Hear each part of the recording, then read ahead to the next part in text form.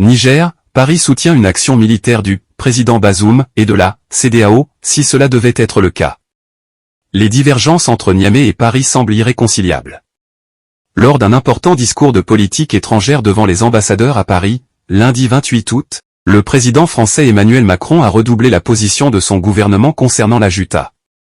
Macron a insisté lundi sur le fait que la France ne changerait pas de position en condamnant le coup d'État et a offert son soutien à Mohamed Bazoum et à la CEDEAO. Notre politique est la bonne.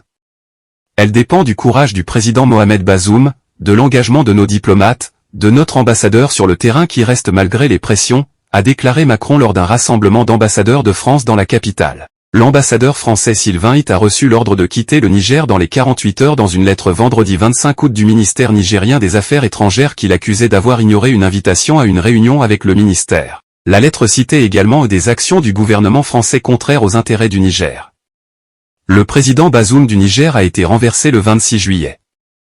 La France, la Communauté économique des États de l'Afrique de l'Ouest et l'ONU, entre autres, ont demandé sa réintégration. Nous ne reconnaissons pas les putschistes, nous soutenons un président qui n'a pas démissionné, envers qui nous restons attachés.